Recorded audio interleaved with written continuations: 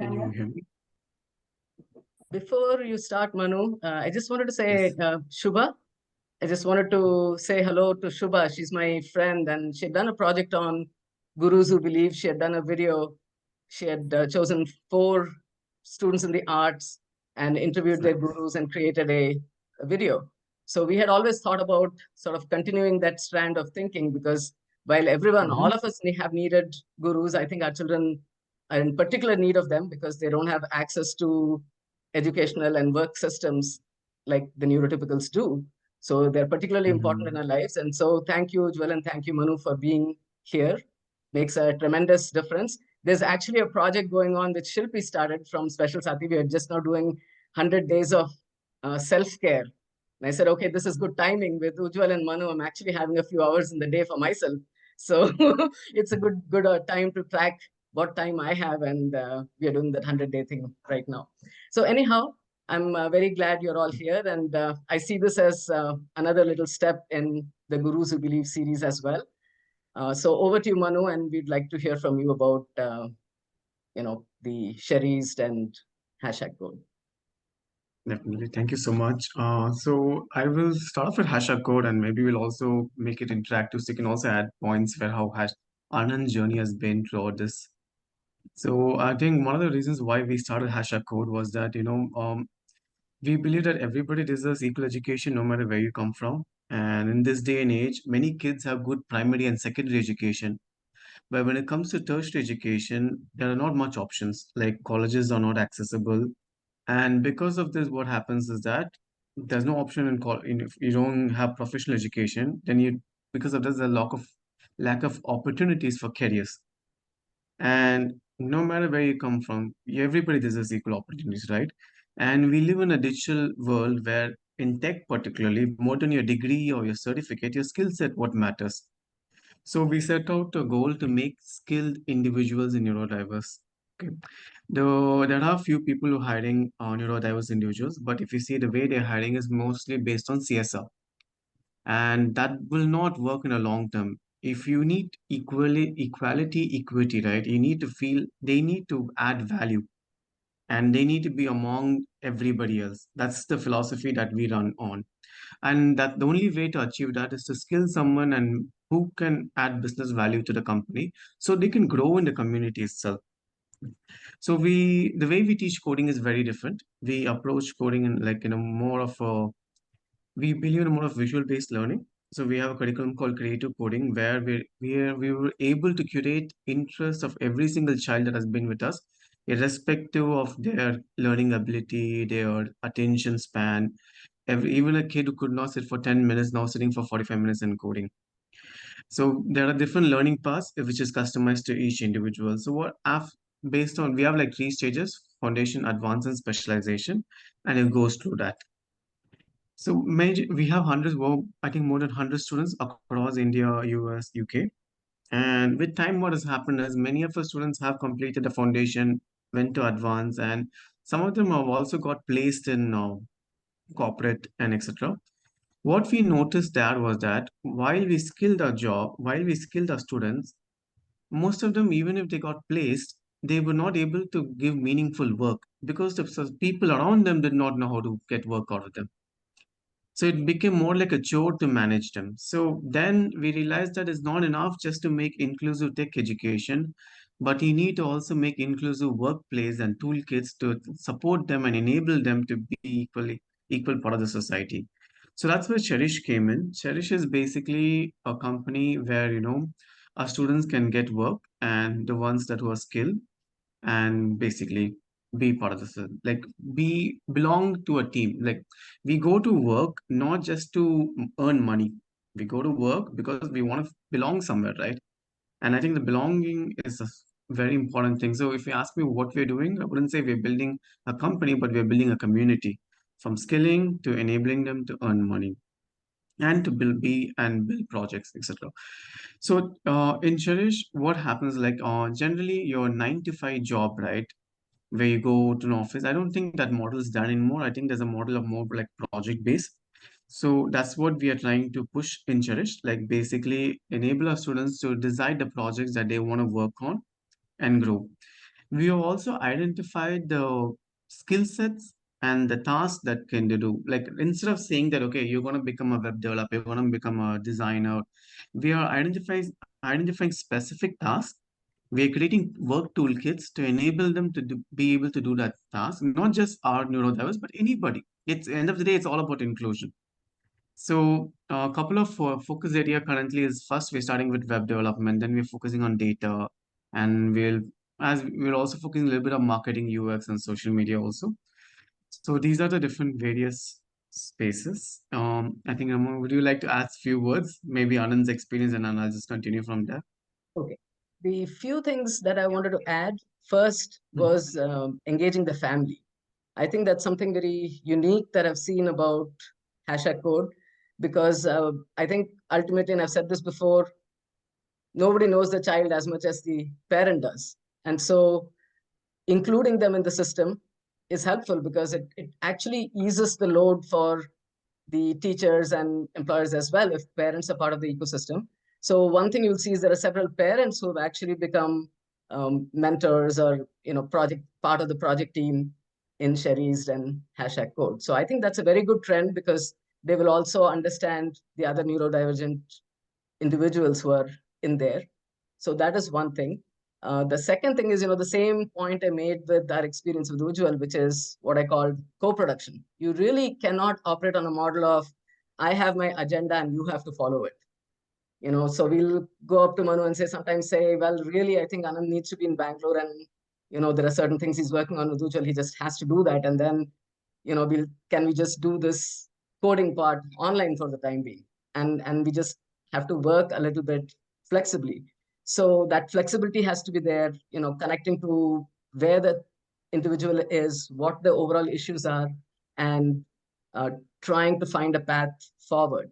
So I think partnering with parents to me is a very big plus in the model, and it's done in a very deep way. It's not just you come and talk to them once in a while. You can be there throughout the process. So for me, that's a huge reason I think the model is sustainable because of that ecosystem. Because even if I'm not there, I know that there are other parents there who are also part of their team.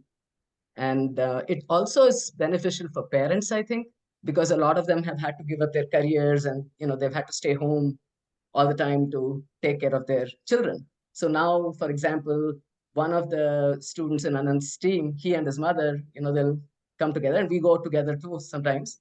And sometimes, of course, Anand will say, don't prod me, you just stay away, I'll go by myself. It goes both ways. But, you see the parent coming in and, they will be there and they're also supporting other students in that space. So I think to me that's something that I've really found really attractive about the model. So Manu, I think, that's I yeah, don't know if you please want to comment finish. on that. No, if you want to comment on that. Yeah. So one of the reasons why we wanted to involve parents was like, we come, like I said, like everybody deserves a career. So it's not just a student. I think the parent, we wanted to build a career for them also. So the end goal is to make an inclusive setting and enable all people. And many parents have let go a lot of their career, so they also deserve an equal chance. So we are figuring out for them along with the child. You can add, please. You can homeschool them and then go to hashtag code with them and then work with them. So Yeah, we have a totally that's right. different Yeah. model. I think That's that that's rings how it a bell, works. We also had a life when we had a career. So Rupika and I can relate to that completely. That statement. Yeah, I can also relate to that. Manu, if you remember, I had mailed you a couple of months back from my company Insights AI, and then I still remember. Yes, yes. Mhm. expecting a response. So that's also, having let go of a career. Right now, we are Mm, rebuilding our career in this space. So there are a lot of synergies that we can potentially look at too. great, definitely. I think I might have missed out your mails. I will go check it out. I remember speaking, and then we were supposed to have a call, and then I think after that, I might have zoned out. But I will give you my number, so I'll be more prompt on WhatsApp. Sure, And Thank you I for sure. that. and I actually think parents are a very valuable resource, and most of them are not tapping into them in a systematic way because not only we may have our own the academic and other training, but we have a whole bunch of other training from RDI and child development, and the the paths we have been on, the things we have learned. So I think there's a Yeah. big untapped resource right there. Yeah. That- So the RDI intersection and this intersection is, I think, 101, 2. I think Shinjita is also in RDI, if I remember. yes. 3, right? Yes. Shubha is also an RDI. I think pretty much Oh, okay. all Then of it's us are 100%. Then it is 100%. 100%. So and some of Monica is not here, I think, today, but yeah. So I think the flow that I see is, I think, and I was saying this last time also, when you think about relationship development intervention, it didn't solve the problems, not by a long shot. We still had a whole bunch of problems after RDI, but what it did do was open up pathways to working with guides. I think that was a huge, I mean, you can say all you can about having, availability of gurus and so on, but we can make their life a little bit easier by doing something like RDI. If they can't even do basic co-regulation with the parent, and now how's the poor guide going to do anything with them? So I think we have done some homework and we have done some legwork. And after that, we have been extremely blessed to have had wonderful teachers. But I think the two processes have to sort of work together. And the same thing, I mean, even if we go now to Manu's hashtag code, I mean, at the very minimum, the child has to be able to co-regulate and emotionally regulate themselves and sit in one place and be able to focus on a task. And, there are just some basic things they have to be able to do before you can really make any inclusive space happen. So I think it's a sort of a partnership. But I think also the reason I want, Manu to also speak to parents of younger children is, I think, sort of looking ahead. I mean, if you say that these are the kinds of inclusive spaces that might be coming, what could be done at the younger age, so that maybe the trajectory for our children is not business as usual. Maybe we don't go into the traditional workplaces. Anant is very fond of, he's always contemplating fish and monkeys and making fish climb trees. That one really gets his attention. So he goes to his brother's house. There's a little fish there, and he'll always be looking at it. And imagine what would happen if it were made to climb a tree. So I think that's sort of the problem. We have to have spaces where they can function. And but even if those spaces start developing, can we do something? And we surely can, from RDI kind of thing, from movement, from so many things we can do to make them at least be ready for this kind of a space. So I think that's a reason why I think it's important to have people like Manu in conversation with parents of young children too, so they have a sort of a long-term vision to look at. Definitely. To add to that, I think one of the things that I'm really happy about is what's happening in the Chennai office right now. So, like, normally what happens is that you have a company and you try to make it inclusive for neurodiverse. Here, the company is ground zero inclusive, and you're inviting neurotypical into that. So it's like a shift. Neurodiverse is basically neurotypical is coming to neurodiverse world, and they have to accept. So that has worked really well, and so, like Rama said, right? There are a lot of like I don't think workplace is just a 9 to 5 job. I know that many parents, uh, like it's not just about getting him a job or him or her a job. It's beyond that. It's like I said, the word belonging has so much power to that. Like I know one of our students who did not like not one, many of our students who did not communicate now are like with full authority and bossing the other people, and like that is what life is about, right? They need to be equal parts of everyday activities, right? And not just like this is what I'm realizing as I move forward is like it's not just to get money, it's not just to work, it's that community, this belonging, that you are people, that you come to office every day, meet, the chit chat, the lunch room. I think a lot of corporates had the lunchroom issues where, there was always a problem when that bus, like here in our office, there's nothing. Everybody's enjoying, everybody's part. Like recently, we had a summer camp also for neurotypical children's. Our neurodiverse students were part of it. And it was really nice because when they, yesterday, I was having a conversation with someone. They were saying that people should be sensitized to deal with neurodiverse. And what I understood is like, see, when you come to office, when you're in a group, you do what the society does, right? You act based on the others, your peer group. So in our office, we're all accepting, right? So the young kids also started becoming automatically accepting. So it's just a way the society has to change. I don't think it's sensitization, but it's just a mindset that you have to change overall. I would add to that, it's a little bit of an immersion for the neurodivergence. Now, for a change, we can make the monkey swim instead of making the fish climb the tree. So, Yeah. so I think that is sort of what your model is. Throw the lot of the neurodivergence, with the neurotypical coming in there, and when they see, it's sort of all the mentors and everybody around accepting, and there is just that cohesion there. That's one thing. And the second thing is also that, what we always have heard about in RDI too, and other places, experience of competence. So, for example, Manu does these Tech Diva events, and, the neurodivergent, they volunteer there.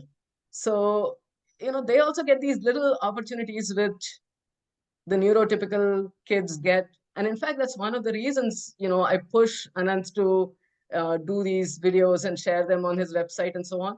Because when I started my career, one of my early adventures, if you will, was in service learning, which was basically trying to increase civic engagement on campuses. So the idea was you involve students in community engagement, not just as volunteer thing, but integrated with classroom learning. So that community theme has been sort of part of my professional journey for a very long time. And so I feel, well, again, that's another opportunity that our children don't get. So that's the reason I sort of encourage him to create this website and do these kind of things, because now he's creating a little something that's hopefully of some value to somebody.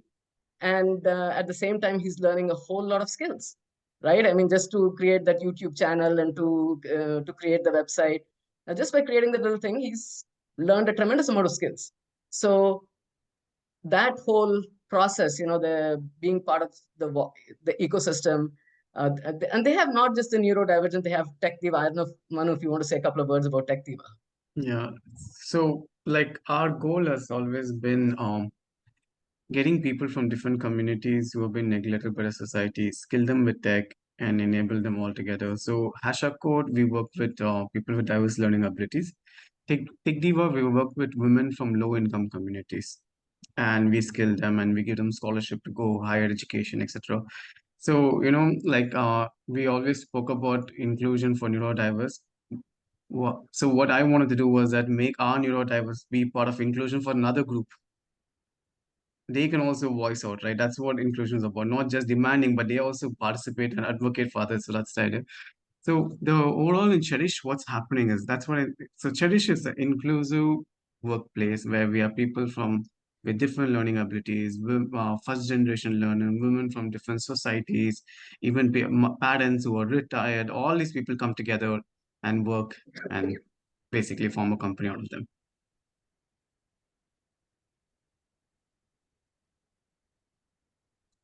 So yes. Any other questions? Let's make it interactive. So maybe. Rupika, Priya, Shinjita, Shubha.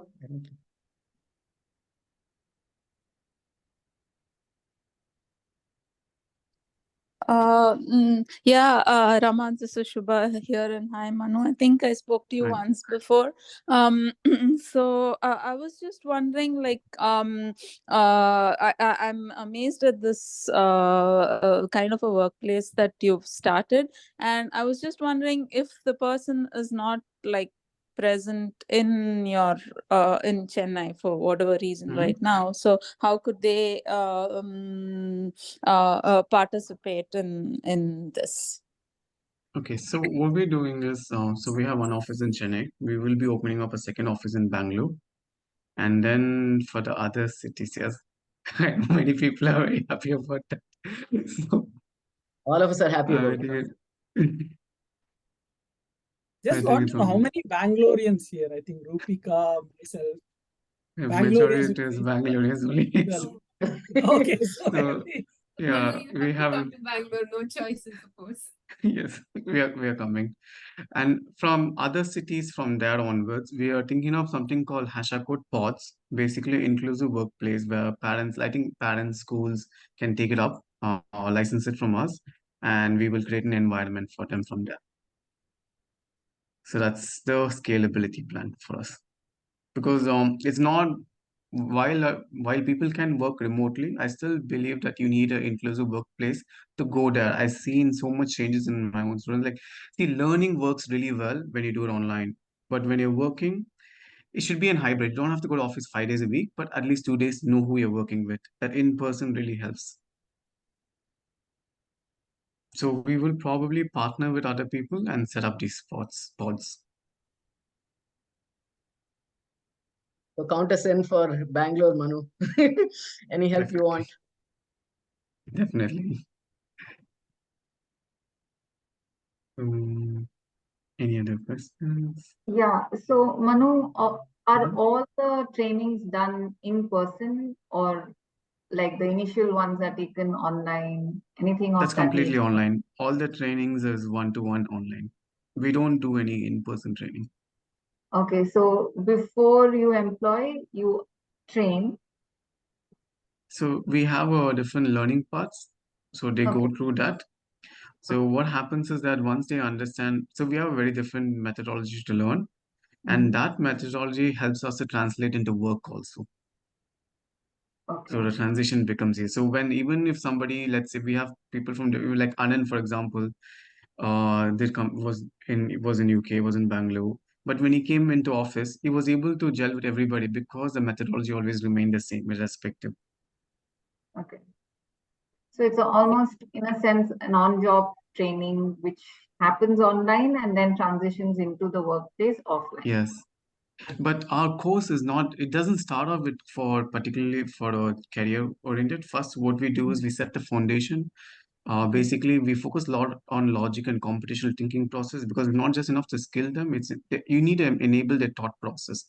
From Right. there, it goes on. So it's more like your tertiary education, like 2 to 3 years, depending on the Okay. student pace. Right. Okay. Thank you. So do Thank you. you provide any certification at the end of this training, which is, accepted in the market? So what we do is we provide our certificate, and that is more like a participation. There's no formal assessments happening. We are working for Cherish particularly. We know that we have to have some kind of a formal assessment to be able to enable to take up the student whether they're going to be able to do the project or not. So we are working on creating a series of certifications, and this certification will be in partners with corporates also, and maybe we'll also get government recognitions. I don't know how far that will go because government recognition, too much red tape. You can't be free as what we want to do. So maybe in tech, particularly, your skill set matters. So if you can able to showcase their projects and then get enough corporates behind you, it should work. See, the reason I'm asking, Manu, is that over the Mhm. last 10 years or so, right, I have Mhm. been closely following this market, right? SAP, JP Morgan, Mhm. then there is a guy called James Mahoney. I think he now heads Rangam. You must be aware of those guys. I don't know, Mhm. Rangam or something is there. So all these people, specialists turn, all of them have been trying to, create this finishing schools or pathways, right? So one of the feedbacks that I heard from SAP when I was there in person in SAP labs in Mhm. Bangalore is that the managers, like you said, the managers and colleagues are not trained to handle children with ASD, and therefore these kids, even though they get selected, they are getting into bathrooms and they are going away from the hustle and bustle, because one of the key things that is required is communication and socialization in workplaces, right? That is number True. one. Number two challenge that I see there is that see, it's a very minuscule portion that gets into SAP or something. With a lot of difficulty, Yeah. they have been able to get 1% board mandate. That 1% itself is some 650 odd out of 65,000 employees, right? Where is 600 compared to the base population that is there? That I think in the normal curve, it will be like 6 sigma somewhere, very, very, very Mhm. minuscule. Now, one of the things that a proper certification could do a certification could do is to let the corporates know that, see, this person has already passed this particular benchmark, right? Mm. And unless we do that, in my opinion, it will again be those very, very small percentage. And when I interact with people from SAP, you can hardly make out that they are anywhere on the spectrum or anything, right? These are all, I how do know. you put it, very, very high functioning, extremely high functioning kids. What happens to Yes. the remaining 99.99%? Mm-hmm. And We also, I think also realize this. just one comment. I No. think this high functioning is also a very strange term to use, because somebody could be cognitively high functioning but could have a lot of challenges. We know that, we understand that now. It's not a simple low functioning, high functioning kind of thing. There could be somebody who doesn't even speak a word, is using augmented communication, but maybe is able to sit and do work for a long time. Right. And somebody has a lot of speech and is not able to function in a workplace. So I think it can go, it's not that easy. So I think just that whole, the being able to regulate yourself, being able to stay on task for a long time, being able to manage yourself, handle all the, the stressors, that's very difficult. So that's what begs the question, do we really even want, I mean, is that even something to shoot for? For most of us, that may not even work. I think. True. So I think pretty much in the same point. Well, our goal is now, like, our goal has always been skilling. It's never been placing anybody in a corporate, because I don't think we ourselves like being there. So what's the point putting someone else there? So that's the primary thing. And what happens, like your point was correct. If they know what skill set is available, they would be able to take it. So that's what the goal. So, and assessing a neurodiverse is not the same as neurotypical, right? There's so much different ways that you have to assess. So that's, we have been good at it, and we will get certification. We will get corporates behind us also. I think placing them in a corporate is definitely not my, like, the reason why we build Cherish is to give an alternate path to a corporate. Sure. But corporate should exist in the equation. So what I'm thinking is, like, many companies do not hire a full-time employee. There is a part of consultant. So we can be like subcontractors, and the company can give the project to us, and they can work on, like, let's say they work with someone for 1-2 years. Like, the car, there's not just skill, like as you mentioned, people around them do not know how to work, right? So we know how to work around them, and then they get skilled. The company builds a relationship with the kid with a person for 1 year or 2 year, and then can take them to a full-time role, maybe like a proxy kind of a thing. Even people who are working in SAP, who I know a couple of people who are also working for 4-5 years, what has been their growth? Like, their juniors have always gone, their seniors have gone. Again, 21, 25-year-olds are coming and figuring out what chore to give. Like, that's not what work is about, right? You should have growth, right? Correct. So these are the challenges that you see in the corporate world, and I think there needs someone in between to fix it. One is to showcase what skill set each individual has, to provide that what do you call that, incubation for them and the neurodiverse to work, and to understand how they can take work out of them, and then fully integrate into if somebody wants to take a full-time job, then they can pass on to go there. Or if they if they prefer our environment where they choose who to work with, they can stay with us. Sure. No, the point I'm trying to make again, as a corollary to this, Manu, is see the stack ranking, right? Yeah. For the neurotypical kids, there is, okay, if I don't get tier 1, I get tier 2. If I don't get tier 2, Yeah. I get tier 3, something. And similarly, if I don't get the highest paying crore package, then I can at least aim for a lakh package. And that's how the whole neurotypical industries. If we translate it, as I was talking to parent of one of the persons in SAP who has been chosen, he's from Coimbatore, and the dad was telling, by God's grace, I got through my son into SAP. If not, I was thinking of putting him in a temple in Coimbatore. They have a temple owned by them, and this guy would be selling that coconuts or whatever there. So the spectrum, if you look at it, this or that, right? Yeah. And that buffer is not there. And I think as you spoke about Cherish, I'm envisaging in the next 15-20 years multiple options. There will be a stack again for Exactly. neurodiverse children. right? If they can't aim Yes. for the top, somewhere there'll be a mid that they can place themselves True. in. See, even in Sharish, we understand many of our students might not be able to do high code. So we are entering to low code, no code options, and we never thought about getting into marketing, but we are going into social media marketing because it will enable few of our students and even user interface designing. So we are getting into different opportunities where they can build a career from. Doesn't have to be just coding. It can be beyond that also in tech. Almost bring the job to them, then bring them to the job. Yes. Yeah. Yeah. I mean, even for parents, I would say, there's a lot of thrust on parents now, as we were talking about. In my personal experience, there is little or very limited understanding of this from bosses, from managers, from True. ecosystem. Because I have had bosses who ask me, so what do you want me to do? Like, if you go and try to educate them, say, hey, I have this thing. So I can't. Obviously, family is one of the key components. This a part of your, mind will always be with family, unlike the neurotypical parents, right? So True. that kind of understanding will not be there, and they will ask you what. So we ourselves, frankly, I myself have been weeded out of that system, weeded out of that machine-like system, because that system demands rationality, clinical, rational, less emotion, right? So where do you balance? You become like a machine there, a cog in the wheel. And if you can't be a cog in the wheel, they can't. They may superficially, including SAP and JP Morgan and Dell and who boast of inclusivity, right? They only say because the leadership doesn't understand.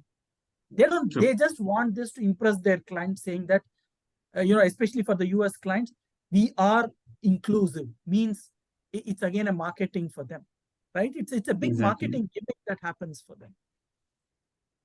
So again, people like me, quote unquote, who now I'm doubting, frankly, now I'm introspecting, saying, do I belong there or do I from your belonging? Yeah, that's why I said, right? That is, like we ourselves do not want to go there. So why are we trying to place them there? See, I think we run into this, and I was posting this somewhere today, and then I was talking about the self-care because, I started from IIT and then I did a PhD and all these things.